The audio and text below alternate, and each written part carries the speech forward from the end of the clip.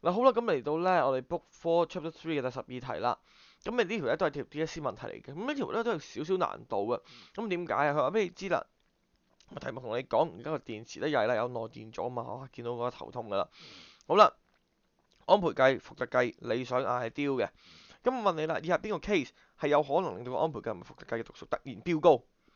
好啦，又係啦，見到呢啲字眼就係邊個 case，有邊個情況有可能啊？哪個情況啊？呢啲嘢咧，記住，我哋唔會喺條問題入手嘅。逢親佢問我邊個有可能，邊個情況係最有機會，諸如此類嘅嘢，我就唔喺條問題度盲目啊，好似盲頭烏蠅咁樣開始喺度做。我一定係望住答案開始做嘅，我一定望住答案開始做。點做啊？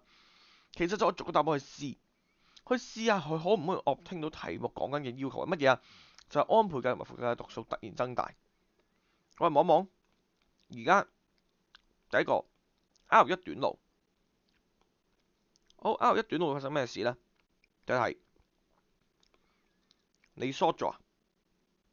你 short 咗嘅話，咁啲電會點行？流徑，望成條路，你 short 嘅 R 係零啊 ，Ammeter 係 ideal 嘅 R 係零，搶晒啲電流係咁樣行噶，完。咁會唔會有電流經過個 voltmeter？唔會咯。咁冇電流經過佢，咁啊哪來嘅指針發下呢？咁個指針咪直接跳去零噶咯喎。所以啦 ，A 呢個錯嘅，因為個 voltmeter 會變咗做零個 V。好，到第二個啦。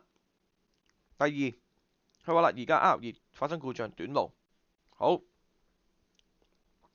同樣道理，啲電會點行啊？嚟到呢度，OK 兩叉，上到嚟2短路喎，玩完。voltmeter 一啲電流都搶唔到，冇電，支針點發啊？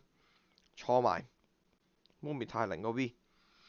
好啦，第三啦，佢話啦，而家 R3短路喎，嗱又望一望啦，R3短路嘅話，即係咁樣。嗱呢個情況就麻煩啦，呢樣嘢係揦嘢啦。點解呢？因為佢短路呢，就令到成嚿個 equivalent 都唔同咗嘅，啊成個 equivalent 都唔同咗。嗱個 equivalent 會點樣呢？呢一度成嚿嘢個 equivalent 啫，REQ 呢係會細咗嘅，我又會細咗嘅，因為呢嚿嘢短咗路啊嘛。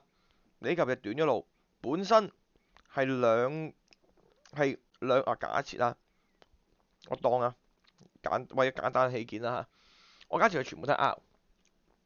本身呢度應該係兩 R 嘅 series，再 pair 落去啲一 R，再 pair 落一 R 度嘅嘢，所以呢一度原本嗰個就係1 over 2 R 加1 over R，成嚿1 over 咗佢，呢個係2 over 3個 R。好啦，而家新嗰個情況啦，佢 short 咗之後就係呢一個嚟嘅，咁啊大鑊啦，個 REQ 細咗嘅，個 REQ 細咗。咁所以啦，其實佢搶到嘅電會係點樣呢？好啦，佢搶到嘅電呢，理論上咧係少咗噶。嚇，本身我當埋呢句 R 啦。嚇，本身你係搶緊，本身你搶緊電。嗱，呢個係2 over 3 R，呢度係 R，所以本身你都搶緊2 over 3份嘅電啦。但係而家係點啊？你搶1 over 2份半份嘅電了啊！你搶嘅電係少咗嘅。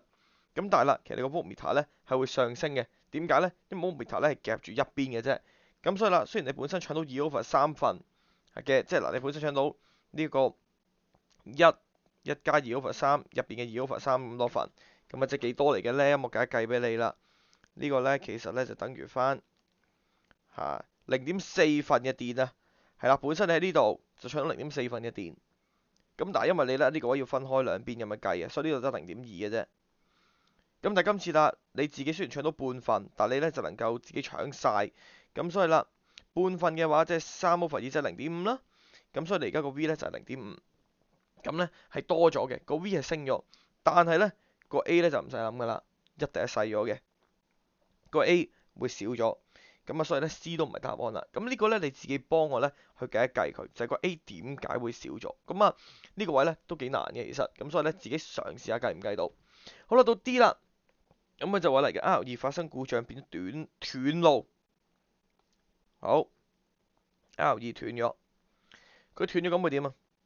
今次電流出，OK，會行經過 V，會行經過 V 係無限大嘅個電流，V 係無限大嘅，V 係無限大，好自然佢會嚼晒全部電嘅，佢呢個會令到佢超大嘅，佢會令到佢超大，咁所以喺本身嘅狀態之下，R2、R3會係平分啲 V，但係今次啦，因為嚟緊係 V 同埋 R3，所以佢會一個人嚼晒全部嘅 V，佢會增加，佢會增加。好啦，第二樣嘢啦，本身 R2、R3呢度係兩份對一份，兩份對一份，所以啦，即係呢度咧，假設佢叫 R 嘅話，呢度個 R 嘅比例就係2比1，啱啱都有講過嘅2比1，所以個電流倒翻轉啦，就係下面2上面1。好啦，今次係乜嘢啊？無限係無限比1。好啦，無限比1嘅話，咁好自然地個電流係乜嘢咧？就係無限比1，所以下面個 A 就會係搶晒咁滯，所以個 A 都會增加。咁今次就做到 V 增加 A 增加，咁個答案咧就係 D 多。咁呢啲問題咧其實難在乜嘢啊？難在就係你每個 case 嘗試去判斷下究竟啱唔啱。呢樣嘢咧其實都幾複雜，亦都幾困難。咁啊，亦都需要你本身咧對於嗰啲串聯、並聯、短路、斷路呢4樣嘢咧係了如指掌，好清晰地知道究竟發生啲咩事。咁所以啦，如果覺得呢樣嘢好難 handle 嘅，試下做多少少練習，令到自己咧係能夠好清晰地知道就係究竟嗰啲短路、斷路、安培計、伏特計、ideal 唔 ideal 有internal resistance，啲 resistance 亂咁駁嘅情況下，究竟會有啲咩嘅變化？咁咧初學嘅時候咧，盡量嘗試寫多啲公式出嚟，真係將啲嘢計出嚟咧，就會比較好噶啦個表現上。